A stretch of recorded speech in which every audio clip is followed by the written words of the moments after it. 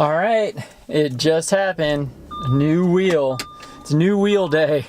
Can't wait. I gotta go pick it up now. So.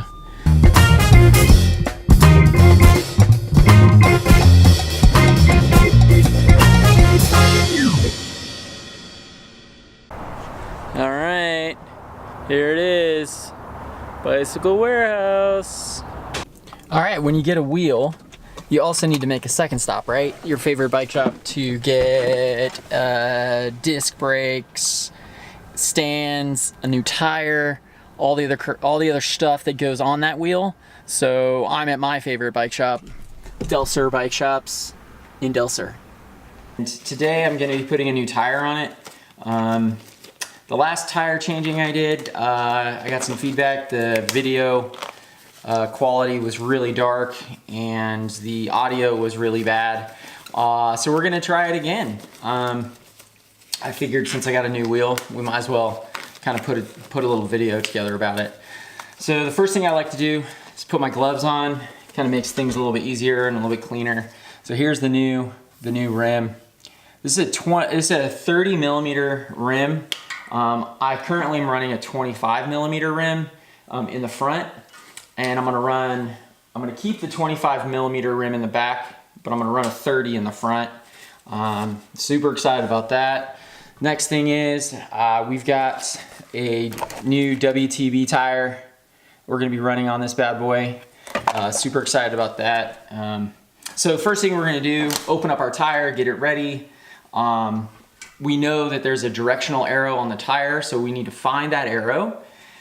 Also, make sure that we're putting the tire and the wheel on it the same way. So what I like to do is just check where the disc mounts at. Make sure everything's kind of lined up. This arrow says it's going this way, so we're gonna put it on here. We're gonna pretend like we're riding a bike. We're gonna make sure that the directional arrows and everything kind of align with each other. And what you're gonna want to do is set the center of the tire in the center of the rim. And when you do that, there should be enough space for that tire to just slide right in. It shouldn't be difficult.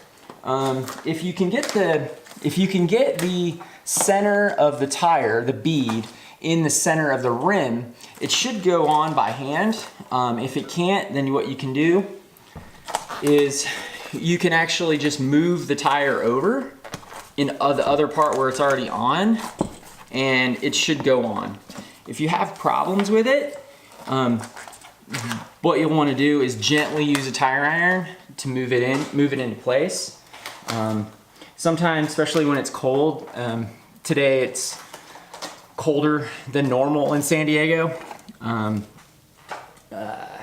So I'm going to use a tire iron to kind of make sure that this thing goes in. All right, so we got one side of our tire in, right? Now what we're gonna do, so we've got one side in, should look just like this. Then what we're gonna do is we're gonna then start to put the other side in. So I like to start near the valve, put the valve part in, and you could just work your way around, just like this, right? Keeping the center bead in the center of the rim. And like I said, there should be plenty of space. Once that bead is in the center of the wheel, it should go right on. If it doesn't, sometimes it's either the rubber's cold or it's not centered. And it's best to just try to do it as kind of as carefully as possible, just not to damage anything. Like I said, it's colder today. This rubber is pretty cold. Believe it or not, it was like in the 30s this morning when I woke up in San Diego. Unfortunately, I hit the ground yesterday and couldn't get out. My legs are a little sore, so couldn't get out for a ride this morning. Sorry guys for flaking on you. So you should be able to gently, and sometimes it takes a little manhandling to get that tire in. So once it's in, you'll be excited to know that the hardest part is over. And you'll want to, like I said, gently make sure that you can get that in. And if you can't, sometimes it's good to let the tires sit out in the sun. Sometimes that helps. But you want to make sure that you're careful with putting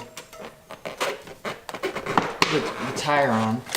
And like I said, you want to make sure that bead sits center, because if that bead gets over to the side, when you go to put some air in it, the air is just going to blow out here. So you want to make sure to get the bead on both sides of the tire. All right, so next what we're going to do is we're going to remove the stem core. And how we do that, take our Park Tool stem tool remover, come right down here, you set it right on top, and you just spin it. And it should come right out. Just like that. Next thing we're gonna do, we're gonna take, I'm using stands today, we're gonna take stands and I'm gonna put 4 ounces in the tire. And so the way that'll work is I like to use their little thing because it has a nozzle on it that fits right in the valve core stem. Makes it a lot easier. So we're gonna do that. You're gonna wanna make sure to shake your stands or whatever kind of fluid your tubeless tire you're gonna use. Make sure to shake the sealant really well. I already shook this one before we started the video. All right, so we know that the valve core stem is on both sides, or the bead of the tire is on both sides of the valve core stem. So now I'm just putting the fluid, the sealant in there. All right, I'm gonna do that one more time. And like I said, I like to put 4 in there when I put a brand new tire in. Makes life a little bit easier. Sometimes this stuff makes life easier when you go to fill it up the second time. And in San Diego it gets really dry, so you probably want to add sealant if you're in this area. Anywhere where it's warm, you probably want to add sealant every 6 months or so. Follow the directions. Usually you'll know, because you'll see that when you spin the wheel you don't hear anything in there, and you also will start to notice your tires will kind of go low overnight or if you let your bike sit.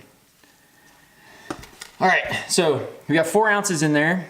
Now what we're gonna do is take that valve core stem and we're gonna put it back in. Right? We're gonna use our Park tool. We're gonna screw this back in. We're gonna make sure that is snug. It doesn't have to be crazy tight, it just needs to be snug. All right, so we've got tire on, sealant in, we've got our tire kind of ready to go. Now what we're gonna do is we're gonna slowly rotate our tire so that the valve core is to the side. Now all the fluid, all the sealant has actually moved down here. So the next thing we're gonna do is we're gonna hit it with some air. And I use this little tool. What I do is this slides on just like this. And then when I hit it with air, here we go, it's gonna blow this thing up right away. And here we go.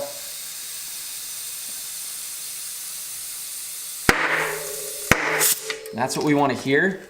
We want to hear that popping noise. And as you can tell, this one's kind of went together pretty well. Then what we're going to do is roll that sealant around, make sure that it gets in all the holes, and if there's any leaks. I actually don't hear anything, which is fantastic.